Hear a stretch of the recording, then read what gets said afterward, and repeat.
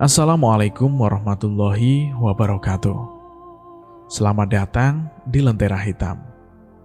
Untuk episode kali ini, kami akan menceritakan kisah pendakian di Demeni Ronggeng Gunung Sinden.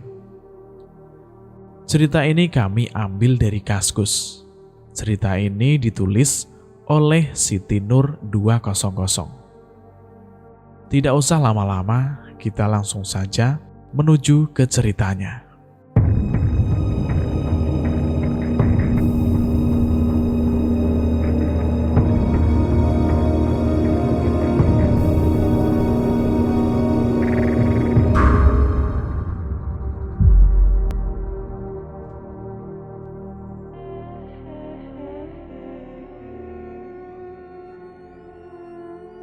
Tidak seperti tahun sebelumnya. Tahun ini, gue dan kedua teman gue akan mengadakan pendakian ke Gunung Sinden. Gunung yang terletak di pelosok Jawa Barat, bagian selatan. Gunung yang akan kami kunjungi benar-benar berada di pedalaman kampung. Menurut info yang gue dapat, perjalanan menuju Gunung Sinden sekitar 3 jam dari kampung Cigugur. Menapaki jalan setapak, kemudian melewati kampung Cikonde yang berada di kaki gunung. Jalanan yang ditumbuhi pepohonan besar akan sangat menguji kekuatan mental kami. Perjalanan dari Tegal menuju kampung Cigugur kurang lebih 9 jam. Akhirnya kami memutuskan untuk berangkat jam 7 malam, supaya bisa istirahat dulu dan paginya bisa langsung melakukan pendakian. Setelah semuanya siap, kami berangkat dengan membawa mobil pribadi. Barang-barang yang dibawa tidak terlalu banyak. Rencananya kami akan menitipkan mobil di rumah teman gue. Sepanjang perjalanan, kami bergantian menyetir. Semilir angin malam khas pegunungan mulai terasa. Itu tandanya tempat yang bakal kami kunjungi sudah dekat. Dan gue kebagian nyetir paling terakhir. Yang membuat gue yakin udah dekat ke kampung Cigugur. Karena ada gapura selamat datang di kampung Cigugur. Ruginya kebagian nyetir terakhir. Pas gue nyetir, Boim sama Ferry malah ngorok. Horor banget. Masa iya? Gue gak ada teman ngobrol. Jalannya gelap lagi. Cuma ada satu lampu. Itu pun kayak lampu disco. Kerlap-kerlip. Mau gak mau, gue harus mau. Semoga aja jarak kampung Cigugur gak jauh. Hanya suara jangkrik dan burung hantu yang menemani gue sepanjang perjalanan. Setelah lampu di depan, gue gak nemuin lagi lampu penerangan. Hawanya benar-benar sejuk. Sampai akhirnya gue berhenti sebentar dan pakai jaket. Saat gue pakai jaket, tiba-tiba mobil goyang-goyang. Gak mungkin kalau Boim dan Ferry yang goyang-goyangin. Mereka dari tadi ngorok.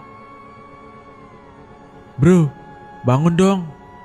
Kalian berasa juga gak sih kalau mobil goyang-goyang?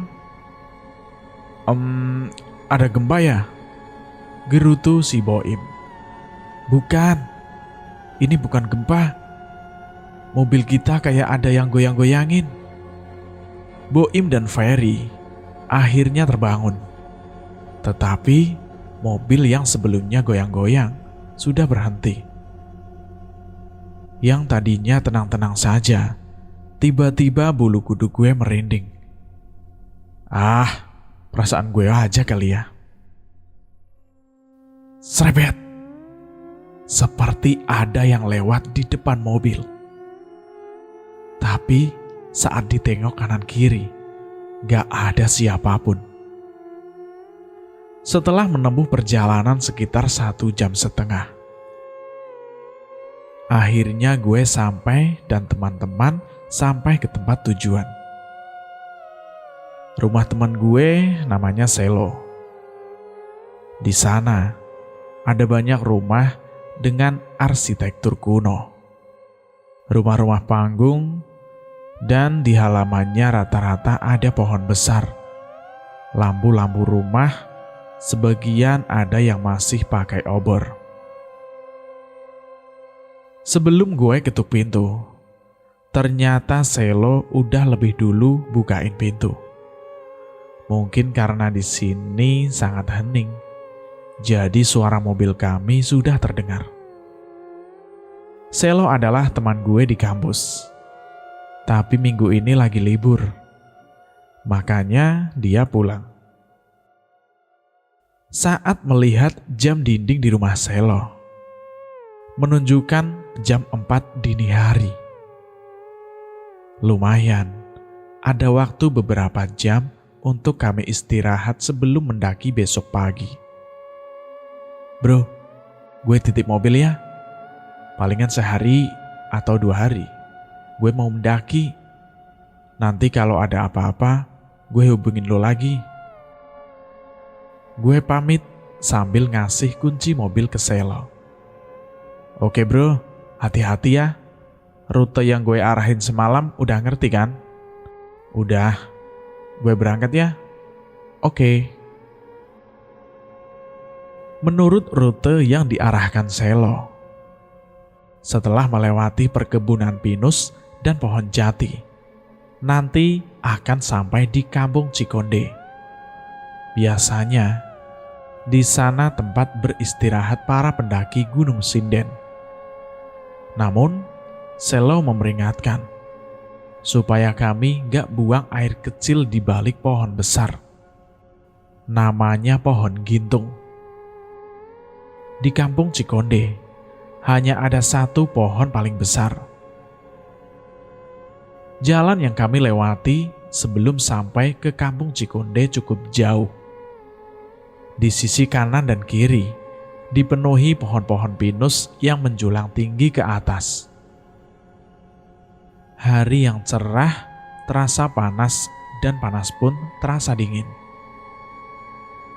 Sekitar setengah jam, akhirnya kami sampai di Kampung Cikonde. Benar kata Selo, warga kampung sini hampir semuanya menggunakan konde, kecuali laki-laki. Setelah sampai, kami langsung mencari tempat untuk istirahat. Saat libur panjang, memang banyak yang mendaki. Tenda-tenda sudah banyak terlihat di antara kaki gunung. Sayangnya, kami tidak membawa tenda, karena hanya akan beristirahat sebentar dan melanjutkan pendakian. Jang, kenapa tidak mendirikan tenda? Tanya salah satu warga yang melihat kami tiduran di atas rerumputan. Enggak pak, kebetulan kami hanya istirahat sebentar dan akan langsung melanjutkan pendakian, jawabku. Eleh, atuh nanti kemalaman, kalau terjadi apa-apa gimana? Enggak kok pak, nanti di sana kita semua sebentar. Semoga beruntung ya. Soalnya si bapak itu gak melanjutkan ucapannya. Kenapa pak? Gak apa-apa. Saya permisi dulu Jang. Hati-hati ya. Setelah si bapak itu pergi, kita kembali berkemas. Gue kencing dulu ya, ucap Ferry. Jangan lama-lama. Bentar lagi kita lanjut jalan nih. Untungnya, di dalam ransel gue bawa makanan dan minuman yang lumayan banyak. Di Kampung Cikonde, sama sekali tidak ada warung satupun. Yang gue dengar, warga sekitar hanya memanfaatkan tumbuh-tumbuhan yang ada di hutan ini. Jalan menuju Gunung Sinden tidak terlalu buruk yang gue bayangkan. Selama perjalanan, Gak ada satu hal apapun yang janggal. Hanya saja, Ferry lebih banyak bengong. Entah apa yang ada dalam pikiran anak itu. 1 jam perjalanan, kami sudah sampai di tempat istirahat kedua. Memakai peralatan seadanya, kami istirahat di atas rerumputan hijau. Perjalanan menuju Gunung Sinden tinggal 2 jam lagi. Jam di pergelangan tangan masih menunjukkan pukul 9. Masih banyak waktu. Bro, lo kenapa bengong melulu? Ntar kesambet lo. Boim menepuk bahu Ferry. Gue tadi lihat cewek cantik bro, pakai konde sama baju kebaya gitu. Di mana? Lo ngintip ya? Tanya gue. Pas gue kencing tadi, dia lagi duduk di bawah pohon besar. Alah, itu paling ibu-ibu habis dari kebun. Udahlah, kita lanjut lagi yuk. Serentak gue tepis pertanyaan Ferry. Tapi, bisa juga memang benar apa yang dikatakan Ferry. Kalaupun iya, apa untungnya buat gue? Sekitar 1 jam kami melakukan pendakian. Tapi kok gak nemu pos peristirahatan ya? Katanya ada 1 pos lagi. Apa mungkin cuma 2 pos ya? Sudahlah. Kami istirahatnya nanti aja. Pas di gunung. Lagian, udah gak sabar pingin menikmati indahnya pemandangan dari atas Gunung Sinden. Yang katanya kalau melihat ke bawah, pemandangannya seperti bentuk cinta atau love. Kita nggak istirahat dulu bro, kata Boim yang terlihat kelelahan. Iya nih, gue juga udah lemes banget, Ferry menimpali. Ya udah, kita istirahat di sini saja. Bukannya kata Selo, pos peristirahatannya ada 3 ya? Kita kok belum nemu lagi? Iya sih. Terus buktinya cuma 2. Di sini nggak ada, jawab Ferry. Tidak menjawab, gue sedikit heran dan terbengong. Setelah beberapa menit, kami melanjutkan kembali pendakian. Sudah mulai terlihat puncak gunung yang menjadi tujuan kami. Akan tetapi, saat kami akan melanjutkan pendakian, terdengar seperti alunan suara degung. Mungkin di atas ada pos peristirahatan. Gue segera berjalan menuju sumber suara. Singkat cerita, gue berhasil menuju pos peristirahatan, tapi nggak menemukan yang memainkan alat musik degung di sana. Sedangkan Ferry tiba-tiba hilang, entah kemana. Panik. Gue dan Boim panik mencari Ferry. Nihil, nggak ketemu juga. Jam di pergelangan tangan sudah menunjukkan jam 12 siang. Kalau Ferry belum juga ketemu, kami bisa kemalaman saat pulang nanti. Gimana nih? Mana kita belum sampai ke puncak lagi? Coba tanya ke orang-orang di tenda, kali aja ada yang lihat, jawab Boim. Setelah kami bertanya ke beberapa orang, tidak ada satupun yang melihat Ferry. Padahal, menuju puncak tinggal sedikit lagi. Sial. Mau nelpon Selo, sinyal gak ada. Sebisa mungkin kami harus menemukan Ferry secepatnya. Langit sudah tidak lagi terang.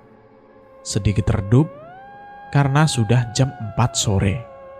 Kurang lebih 4 jam gue dan Boim mencari Ferry. Belum juga ketemu.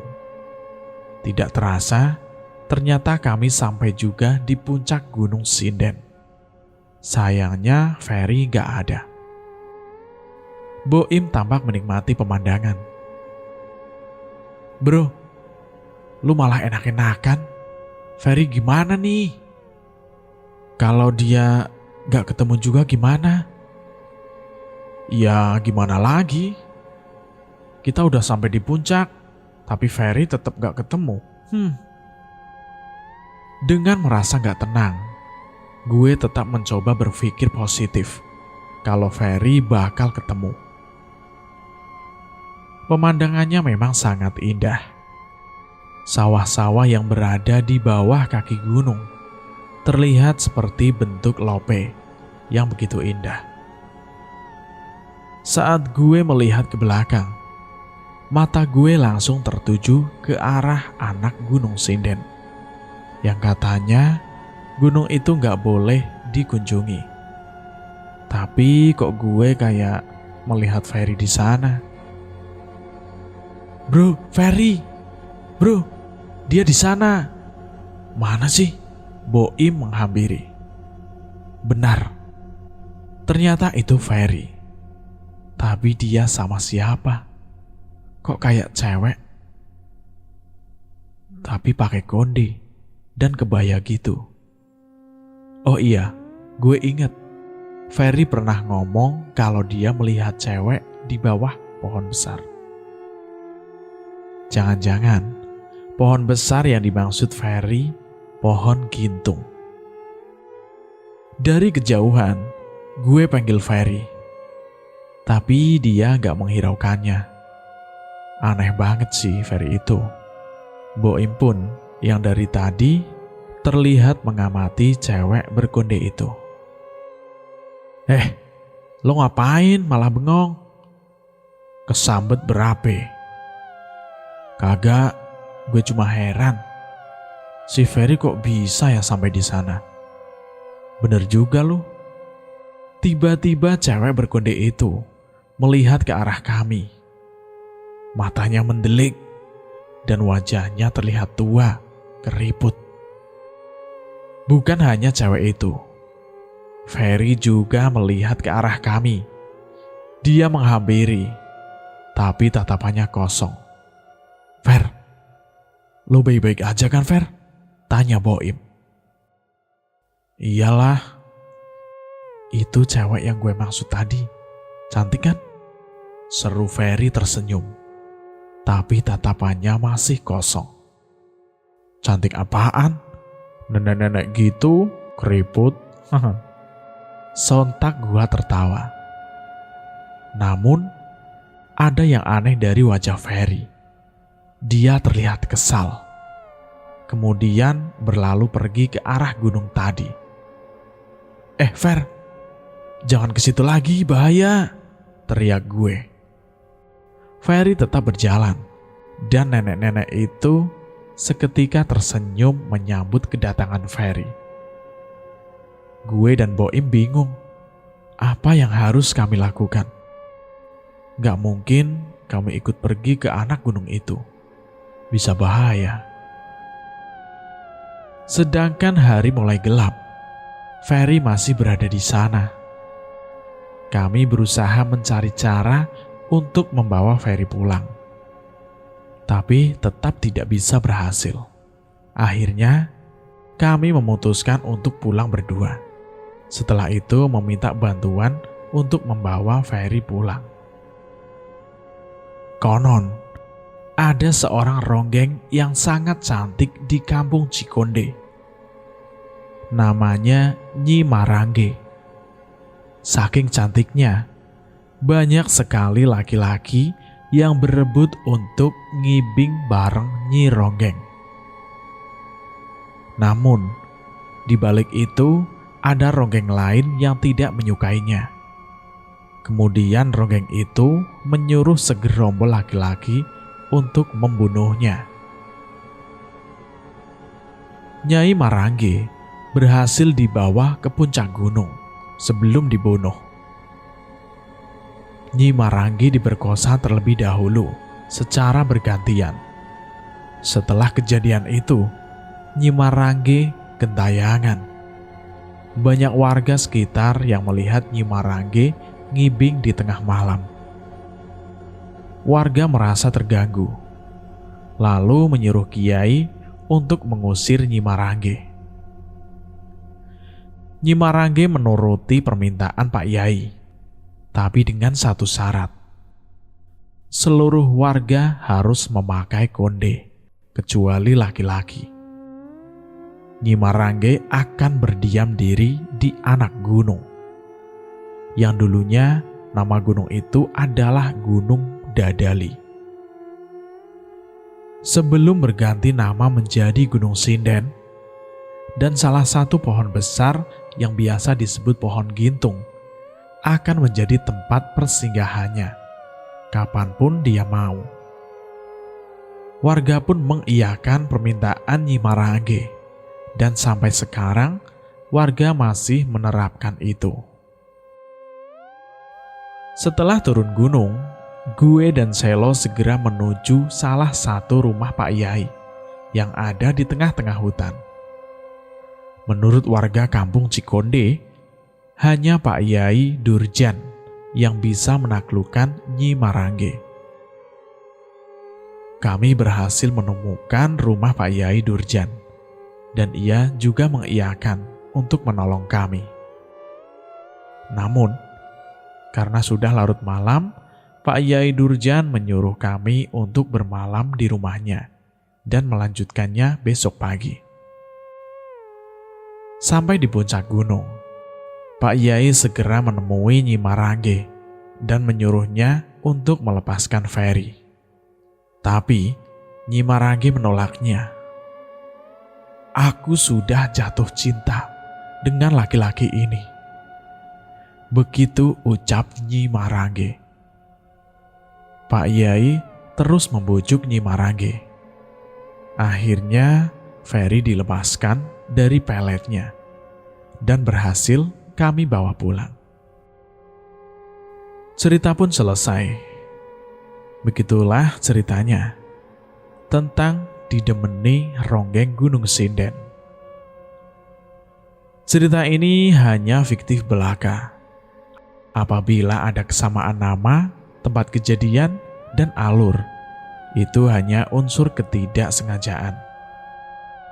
Bagaimana pendapat Anda tentang cerita ini? Silahkan tulis di kolom komentar. Terima kasih buat penulis yang sudah mengizinkan kami untuk menceritakan kisah ini. Cukup sekian dan terima kasih. Wassalamualaikum warahmatullahi wabarakatuh.